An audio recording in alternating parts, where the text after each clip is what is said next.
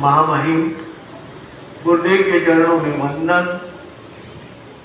समादरणीय संत वृंद, विदुषी महासती वृंद, धर्म प्रेमी भाइयों, माता और बहनों, आज डॉक्टर ज्ञान प्रभारी महासाब जिनका आज दीक्षा दिन 67वां, बहुत अच्छा अंक है।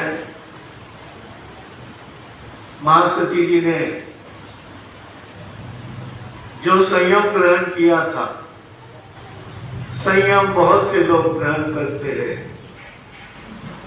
परंतु संयम का अच्छी तरह से पालन करना यह हर एक के बस की बात नहीं। महासती जी ने जिस उद्देश्य कह दो,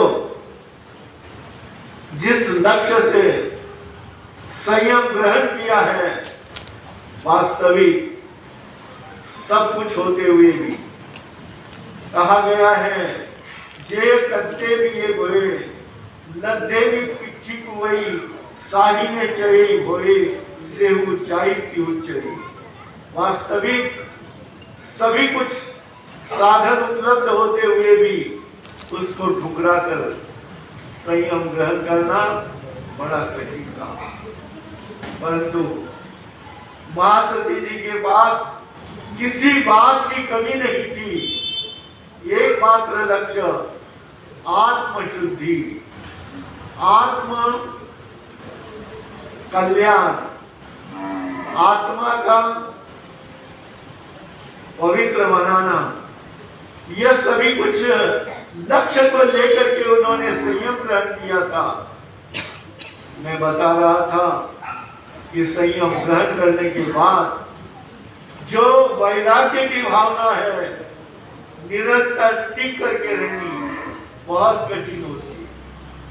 और उन्होंने जिस लक्ष्य को लेकर के संयम ग्रहण किया था, वे कैसे थे, क्या थे, इसके बारे में तो बहुत कुछ आप लोगों ने सुन लिया, परंतु उनका संयम कितना निर्मल था, कितना श्रेष्ठ था। कहीं पर भी इतने वर्षों का संयम कहां पर भी, अरे चादर के ऊपर कितना सा भी कहीं दाग नहीं लगने दिया। यह सर्वश्रेष्ठ कार्य उन्होंने अपने जिंदगी में किया है। संयम का अच्छी तरह से पालन किया है। जो ज्ञान और क्रिया, यानी ज्ञान क्रिया के द्वारा ही आत्मा मोक्ष में जा सकती है। सिर्फ ज्ञान हो, परंतु यदि संयम ना हो तो वह आत्मा नहीं जा सकती है।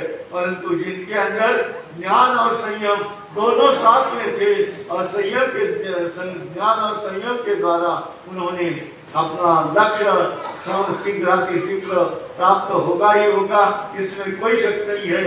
हमें कोई उसके बारे में विचार करने की बात नहीं है। परंतु मैं बता रहा था कि उन्होंने जिस उद्देश्य से संयम ग्रहण किया है, उसी उद्देश्य यानी के द्वारा अपने क्रियाओं को भी उसी रूप में रखा है। कहीं पर भी यानी कहीं पर भी दोष ना लगे, इसके लिए वह हमेशा सजग रहते थे, जागृत रहते थे, और अपने शिष्यों को भी उसी के अनुरूप बनाने का उन्होंने जो प्रयास किया है, वास्तविक वह बहुत बहुत स्तुत्य है। हम उनके जितने भी गुणगान गाए जाए वह थोड़े हैं।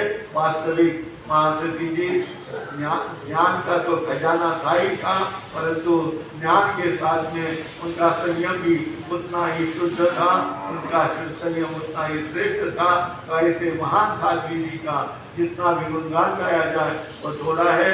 हम यही मंगल कामना करते हैं कि उनकी आत्मा शीघ्र अपने लक्ष्य तक पहुँचे।